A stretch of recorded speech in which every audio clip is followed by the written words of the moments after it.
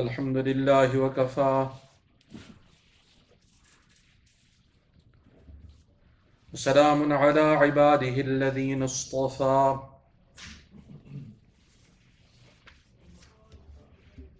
أما بعد فأعوذ بالله من الشيطان الرجيم بسم الله الرحمن الرحيم من كان عدوا لله وملائكته ورسله وجبريل وميكال فإن الله عدو للكافرين صدق الله العظيم. Regarding ayat number 98 of Surat Al-Baqarah, Allah subhanahu wa ta'ala tells us in this ayah, Man kana aduwan lillah, whosoever becomes an enemy of Allah subhanahu wa ta'ala, or chooses to become an enemy of Allah subhanahu wa ta'ala, wa malaikatihi, and whosoever chooses to become an enemy of the angels of Allah subhanahu wa ta'ala, wa rusulihi, whosoever chooses or wants to become an enemy of the messengers of Allah subhanahu wa ta'ala, wa Jibreel wa Mikal, and whosoever makes enemy or becomes an enemy of Jibreel alayhi salam and Mikail alayhi salam,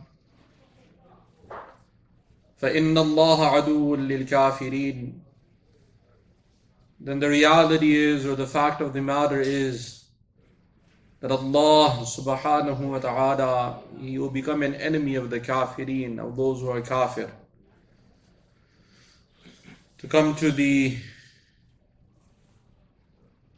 Tafseer of this ayah,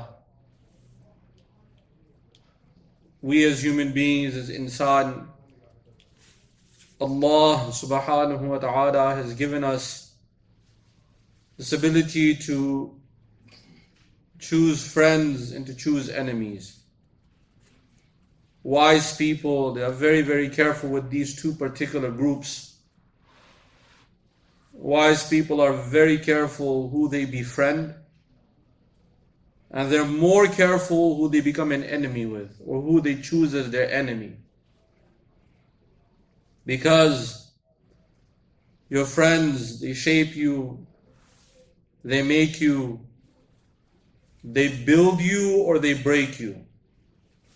The company we keep, the friends that we have, and depending on how deep the friendship becomes, these friends, they will, in the end of the day, or they will have a very, very profound impact on a person.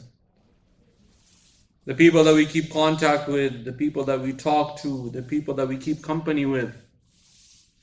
As human beings, as insan, we are affected by not just the people that we keep contact with. We're affected also by everything around us. This is the nature, or our nature as human beings, as insan. Allah subhanahu wa ta'ala has created us from clay. And the nature of clay is that it also absorbs anything you pour on it. Pour water on it, it will absorb the water. You pour juice on it, it will absorb the juice. You pour chai on it, it will absorb the chai or tea. Whatever you pour on clay has this nature of absorbing. Similarly, us human beings, insan, whatever environment you put us in will absorb the environment inside us. Now this has two aspects or two functions. Either the environment will shape us, or if Allah subhanahu wa ta'ala has created some people, they may absorb what the environment is giving to them, but they are not impacted by the environment, they impact the environment. There is a difference. The vast majority of the people, we absorb our environment and then we become the environment. This is the normal human, or the vast majority of human beings. We have this system within us. If you leave us in the company of pious and righteous people for some time, we'll end up adopting that system. And this time, it's amazing that the system that Allah subhanahu wa ta'ala has created within us human beings is a system of 40 days. The system of 40 days. And this starts from the very, very beginning of us human beings coming into this dunya, coming into this world. From the womb of the mother, the human being goes from stage to stage, and every stage, it lasts around 40 days. You leave any person in any condition, in any situation, in any environment for 40 days. If this person survives those 40 days, and you take him out of that environment, you'll find that he has absorbed certain qualities, or they have absorbed certain elements from that environment. After 40 days, depending on how much longer he spends there, that is how much more impact it will have on them. This is from a psychological point of view, from a physical point of view, and also just the overall understanding, and even the way a person will think. The environments will affect a person, will affect us. You put a person in the jungle, they've never even seen a jungle. If they're able to survive for 40 days, they'll adopt jungle life. You put a person in a very, very cold place in the mountains, leave them there for 40 days. If they survive and they're taken out, you'll find that they'll have certain aspects. And it takes time also. You take them out of that environment, sometimes it takes time to detox or to come out of that impact that that environment may have on a person. Each and every one of us, we go through this also. Every time we get a new house, buy a new car, we get a new job, we get a new friend, it takes time to get used to the person. It's human nature. So on one side, Allah subhanahu wa ta'ala has created within us this system that everything around us we absorb, especially as far as friendship is concerned. This is why Rasulullah sallallahu alayhi wasallam has told us, "Al-mar'u ala dini khalilihi, falyanzur ahadukum man yukhalil." That a man is on the religion of his friends. So be careful who you befriend. Each of you should be very careful who you befriend. Even in the Quran, we're instructed very, very clearly, يا أيها الذين آمنوا اتقوا الله وكونوا مع الصادقين. For those of you who believe, fear Allah subhanahu wa ta'ala, وكونوا مع الصادقين, and be with the company of those who are صادقين, who are truthful, or who have reached the status of sidq, that they accept iman. There's one stage of iman and then the sidq of that iman. And that's a detail for another time, inshallah. But this will have a profound impact on our lives, what kind of friends we have and what kind of friendship we keep. Coming to enemies, there are some people we meet, and in life, we don't connect with them. Often at times they do things that harm us or hurt us in various ways. And we end up developing animosity or hatred against them because of their actions, because of their character, because of their arrogance, because of whatever other reasons we may have, that we end up developing a type of hatred for them. And it's not necessarily any particular person. Sometimes that person can be a family member. Sometimes that person can be a person who was a friend. Sometimes that person can be someone that we just get to know. They may not necessarily know us, but we just have a hatred for the way they are. And hatred is a very strange thing, you know. Hatred? It's a very strange thing. Sometimes when that hatred comes into the heart, even someone names that person, the person has hatred in his heart, he starts to burn inside. You know? It's kind of hatred for that person. Even the name of that person makes a person angry. Even understanding or just talking about that person, any praise of that person will make a person angry. Shaykh Sadi rahmatullahi alayhi has even quite a few examples of this in his book Gulistan also. Very, very beautiful. It's a book of wisdom. But he has spoken about this nature of hatred in very great detail. And sometimes there's nothing wrong with the person we hate. But just because we hate them, that enmity turns into jealousy. Even someone praises that person, we deep down inside, we try to find something that we can pick out to condemn that person. Shaykh Sadi rahmatullahi alayhi said that there's no blame or no sin on the sun, the sunlight, that the bat cannot see in the day. The bat you cannot see in the daytime, so it kind of hates sunlight. And because it hates sunlight, then there's nothing wrong with the sun, Similarly, sometimes a person has hatred inside, there's no reason for them to have hatred. And rather what they have hatred against is something beneficial. But there's nothing wrong or fault with the person they hate. And often at times, someone chooses to become our enemy. And they're very cunning, they know how to destroy us. They befriend us and they try to find ways and they destroy our lives. There are also some con artists, they're very good at this. They have a very, very unique way of conning people. And doing such kind of con that a person's whole life is destroyed. Sometimes life earnings are gone. And that person is so smart, so intelligent. And the kind of plot that they have, it really destroys the lives of people. And they do this because they have hatred against certain people. So they have this whole plan to destroy a person. This is how Iblis or Shaitan is. Allah subhanahu wa ta'ala tells us in the Quran very, very clearly, إِنَّ الشَّيْطَانَ لَكُمْ عَدُوٌ فَاتَّخِذُوهُ عَدُوًا. The Shaitan, he's an enemy, he's your enemy for you. A very clear and open enemy. So you also take him as your enemy.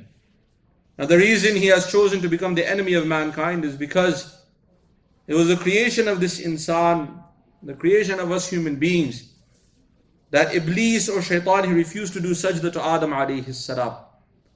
And because of that refusal, he was taken out of his position, whatever status he had before.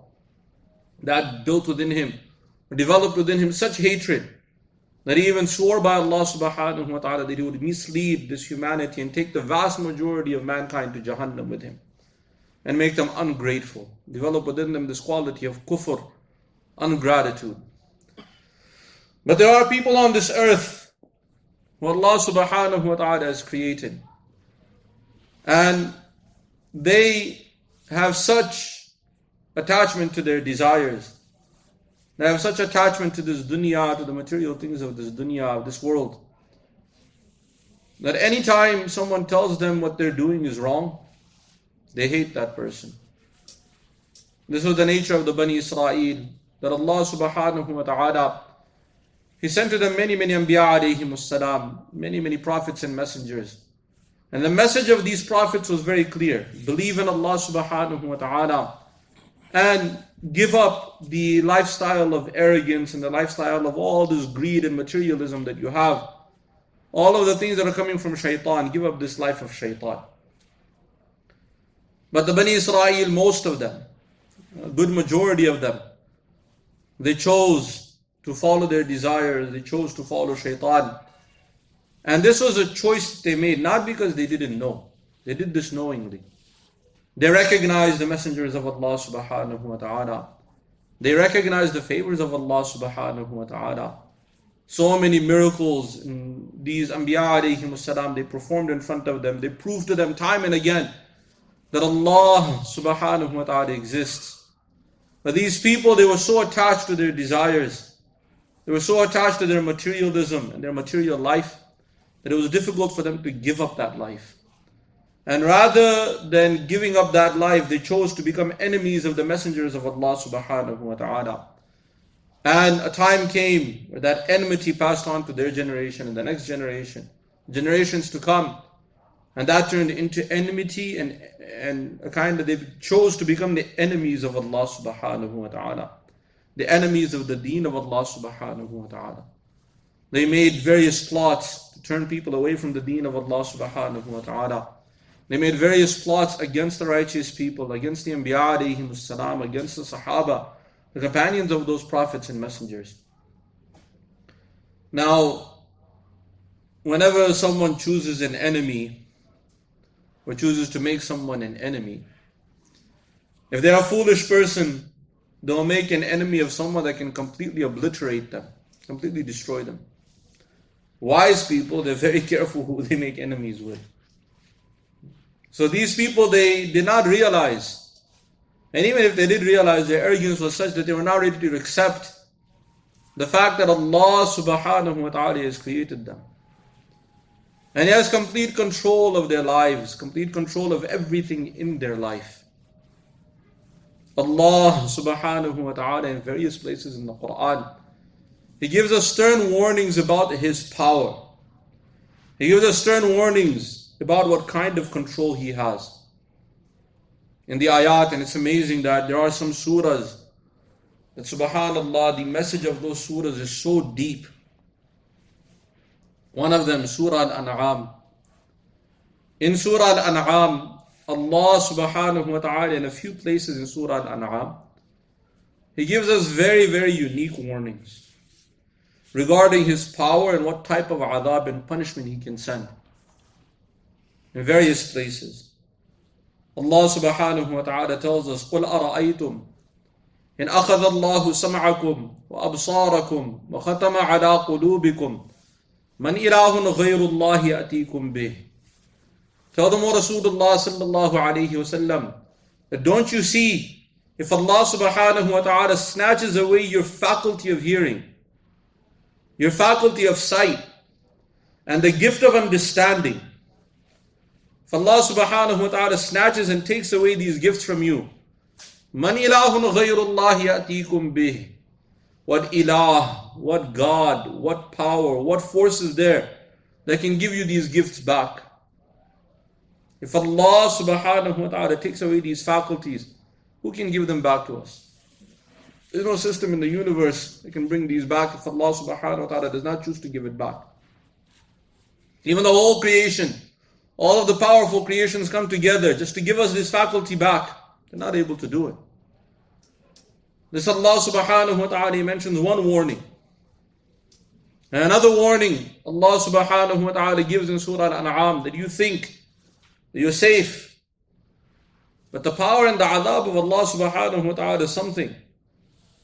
Allah subhanahu wa ta'ala tells us, قُلْ, O Rasulullah sallallahu alayhi wa sallam, tell them, هُوَ الْقَادِرُ عَلَىٰ أَنْ يَبْعَثَ عَلَيْكُمْ عَذَابًا مِّن فَوْقِكُمْ أَوْ مِن تَحْتِ أَرْجُلِكُمْ أَوْ يَلْبِسَكُمْ شِيَعًا يُذِيقَ بَعْضَكُمْ بَأْسَ بَعْضٍ.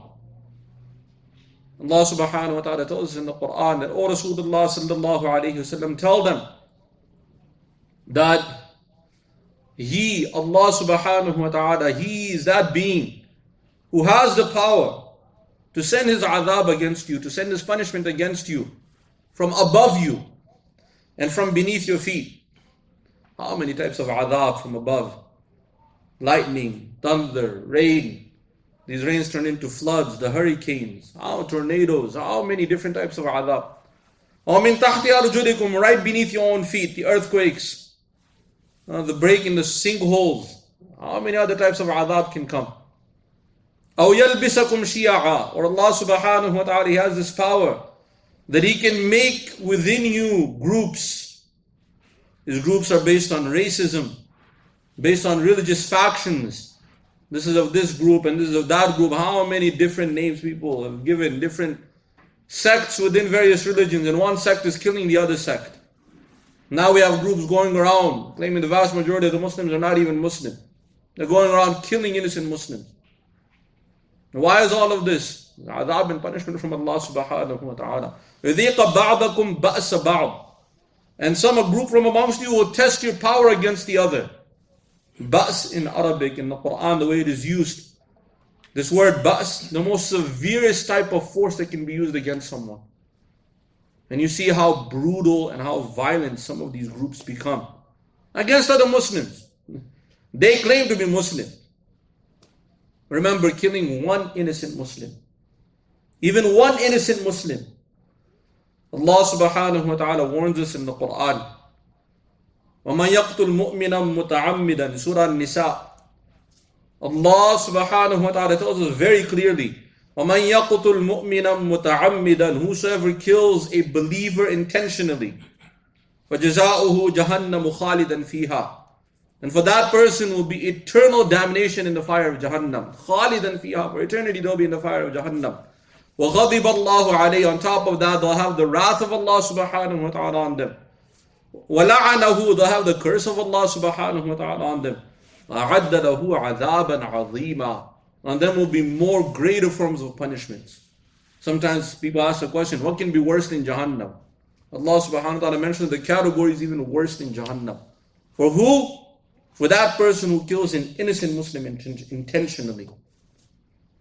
Now groups are claiming they're champions of Islam and they are Muslim. How many innocent Muslims they have killed? The number is unbelievable. So Allah subhanahu wa ta'ala will definitely punish them. What kind of adhab Allah subhanahu wa ta'ala will send against them in the hereafter.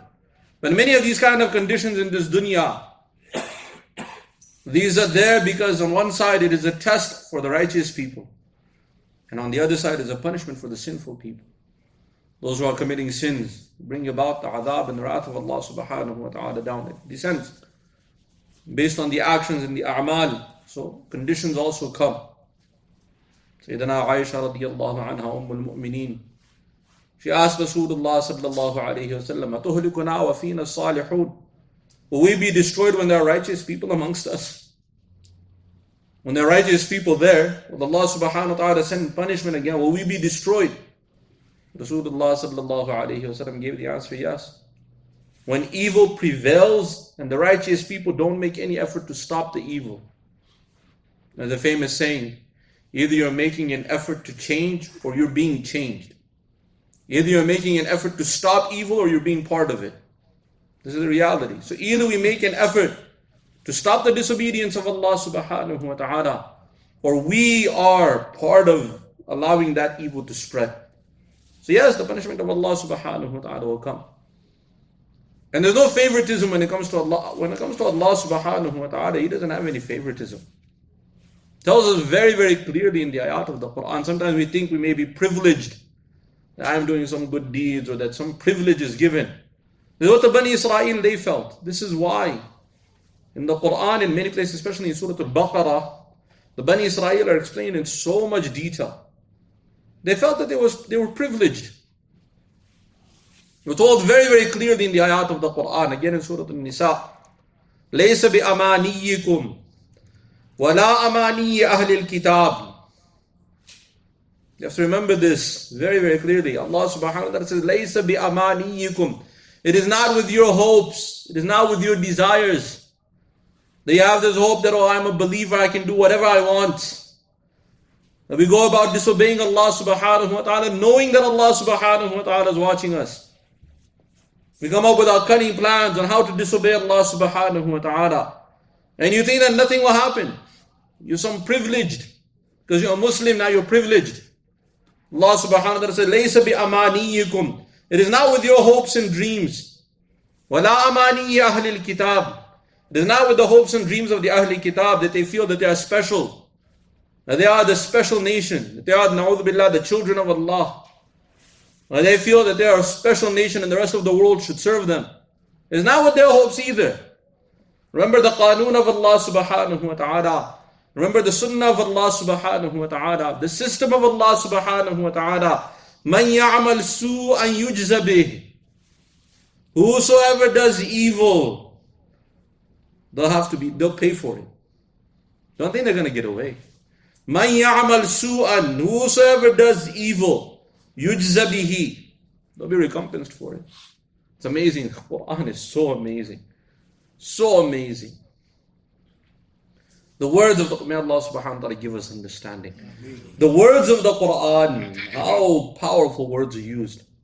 مَنْ يَعْمَلْ سُوءًا. Whosoever commits evil, the acts of evil, destroying the creation of Allah subhanahu wa ta'ala, harming the innocent people, oppressing people, become zalimeen.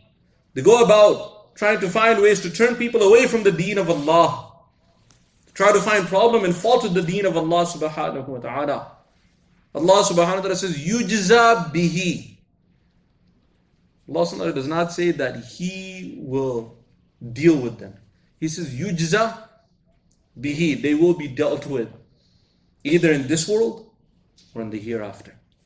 In this world, Allah subhanahu wa ta'ala makes such conditions that they'll be destroyed and they'll pay for it. And they'll know that they have to pay for it. If nothing else, at the time of death, Malakul Maut is there.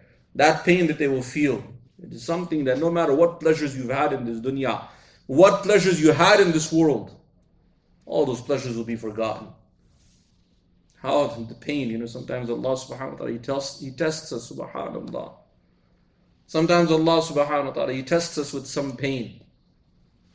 And that pain, all the pleasures of the world are gone.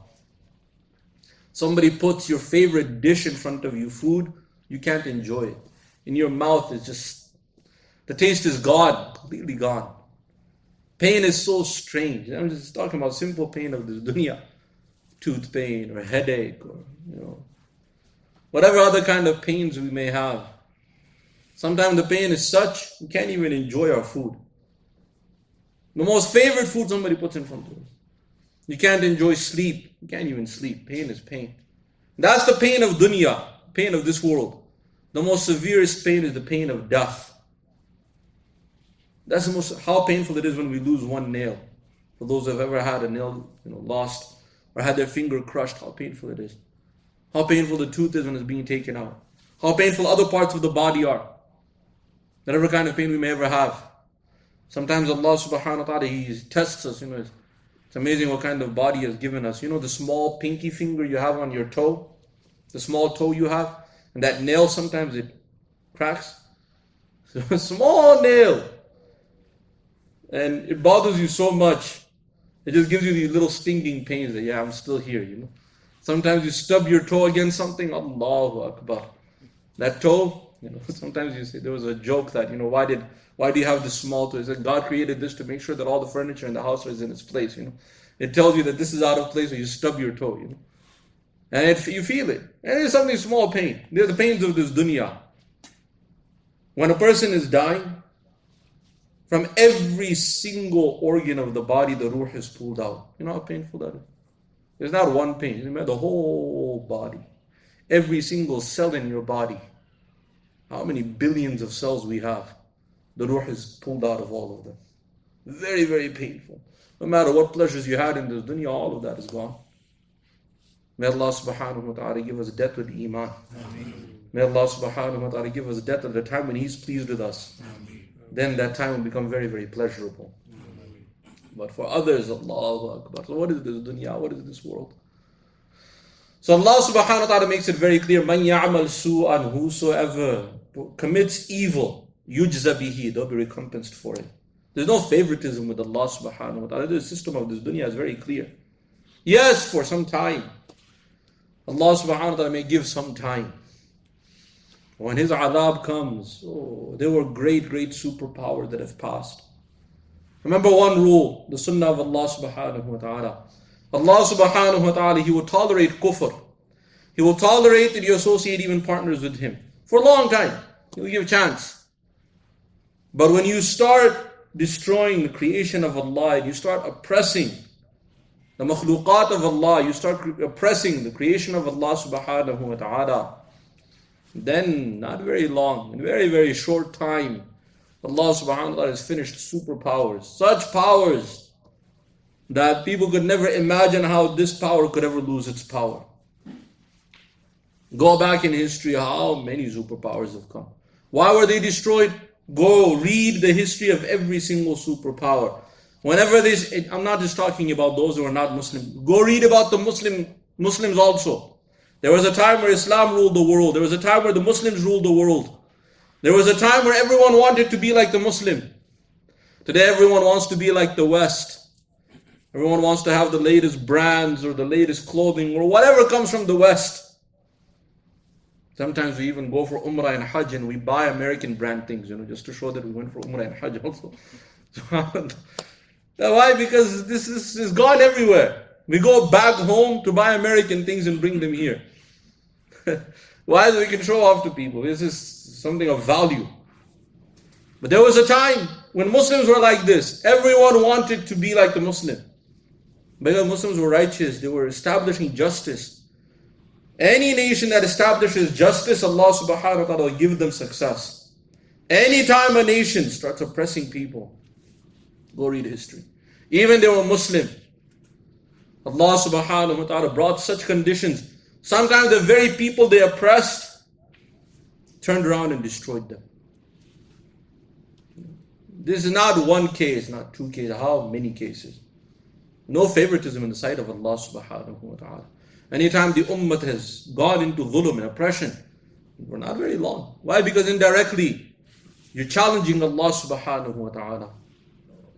We can tolerate somebody abuses us. Somebody calls us names. Somebody hurts us. We tolerate, no problem. But someone touches our children. Somebody says something about our child. Allahu Akbar. What is there? What length do we go to? We're ready to finish the person. Who you are? You're talking about my child. When it comes to us, how much people say? Okay, so what? You just tolerate, you swallow. Okay, no problem. Somebody says something about the children. What did you say? Somebody says something about our parents. What did you say? And now you become sensitive. You talk about my parents, you talk about my children. How we become? Now multiply that by much more.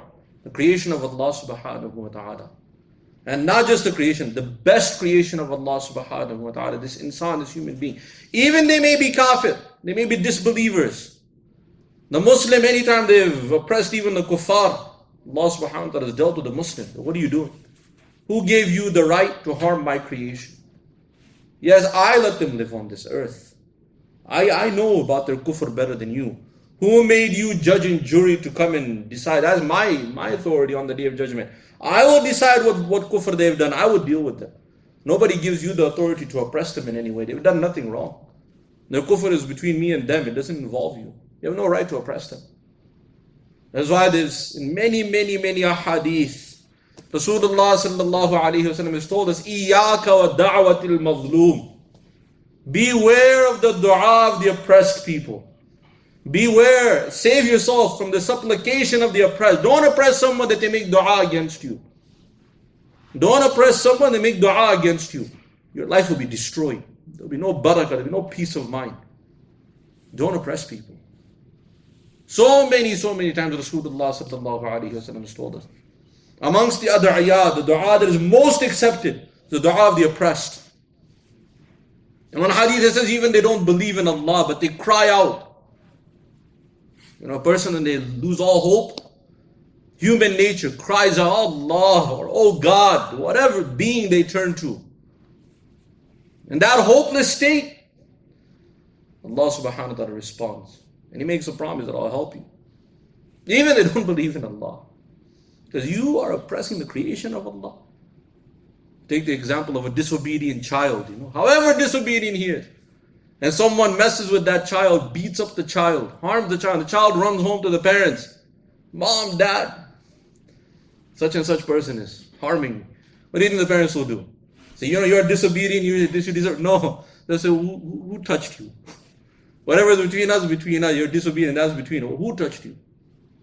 Just think about Allah subhanahu wa ta'ala. What He will do to those who commit that oppression. This is the system of Allah subhanahu wa ta'ala. So to make an enemy of Allah is a very dangerous thing. May Allah subhanahu wa ta'ala give us understanding and give all of us the tawfiq to practice His deen. وَمَا عَلَيْنَا إِلَّا الْبَلَاغُ. Alhamdulillahi Rabbil Alameen. والصلاة والسلام على سيد المرسلين وعلى آله وأصحابه أجمعين. ربنا تقبل منا إنك أنت السميع العليم وتب علينا إنك أنت التواب الرحيم.